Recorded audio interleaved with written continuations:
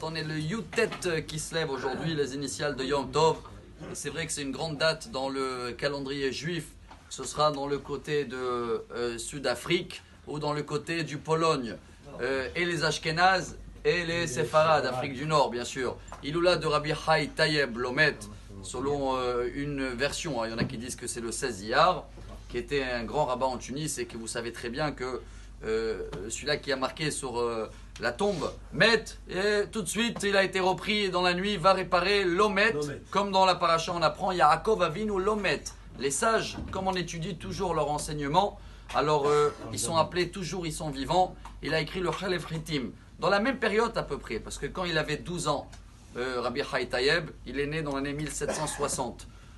12 ans après, 1772, il est décédé le Maggid Mimezrich. Aujourd'hui, Rabbi Dov Ber Mimezrich, qui était l'élève du Baal Shem Tov, qui a diffusé tout l'enseignement de la Chassidoute, qui nous a appris que même d'un bébé, on doit voir minimum 3 choses et apprendre, prendre de lui. 1, le bébé, il est jamais, toujours il est en mouvement. Jamais vous le voyez bronzer avec un Coca-Cola, il bouge toujours.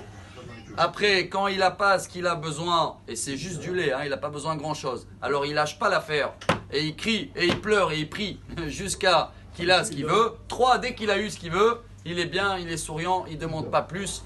Et la Chassidoute, elle nous apprend justement que d'abord, même des gens que tu crois qui sont des bébés, ils n'ont pas de connaissances, ils ne sont pas à un grand niveau, des fois, eux, ça vaut très très cher. Même dans la paracha, si on veut lier tous ces événements-là, pour terminer en beauté avec la libération de Admor Azaken, Rabbi Shneor Zalman de Liadi, qui est 26 ans après le décès de Rabbi Dov Mimezrich, 1798, il a été libéré de la prison après 52 jours, il a commencé à diffuser toute la Torah de la Chassidoute. En 1 minute qui nous reste, quel message on peut prendre avant qu'on va détailler, si Dieu veut, ce soir dans le cours, c'est quoi exactement la Chassidoute, qu'est-ce que ça nous apporte en plus? Mais si on veut lier tout ça à la paracha, vous savez très bien que le Midrash Pirkei de Rabbi Eliezer, il dit que les frères, quand ils ont vendu Yosef, ils ont acheté des chaussures. Et même la Haftara de cette semaine à Amos, prophète Amos, ils ont acheté des chaussures avec. Pourquoi le Midrash veut nous signaler les chaussures?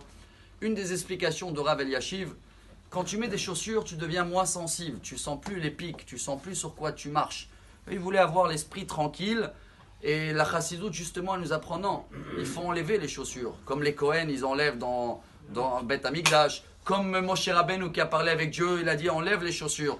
Quand on vient dans le service de Dieu, il faut, quand je dis enlever les chaussures, enlever ce qui nous manque d'avoir une sensibilité, de ne pas marcher sur les gens, de voir que chaque petit pic, chaque personne autour, chaque mitzvot qu'ils ont l'air d'être légers, les mitzvot qu'on va les appeler les chaussures, c'est les plus grandes, dit la Chassidoute. Et c'est quoi les mitzvot qu'on dirait qu'ils sont légers? La prière, c'est énorme. L'amour de chaque juif, la joie de vivre, tout ça c'est la base de la Chassidoute. Les frères, ils voulaient représenter avec les chaussures qu'ils savent ce qu'ils font. Nous aujourd'hui, dans tous ces mouvements qui sont dans cette journée-là, qui est une grande journée pour nous, on doit apprendre à faire attention sur quoi on marche. Si on n'est pas assez sensible, alors on a un problème, on a des semelles qui sont trop épaisses. On doit rajouter dans la prière, dans la joie, dans l'amour de chaque juif. Et comme ça, Bezrat Hashem, même les petits bébés, même si nous on est des bébés, on ne comprend rien, on peut prendre et apprendre beaucoup des messages de cette belle journée. Amar Rabbi Elazar, Amar Rabbi Hanina.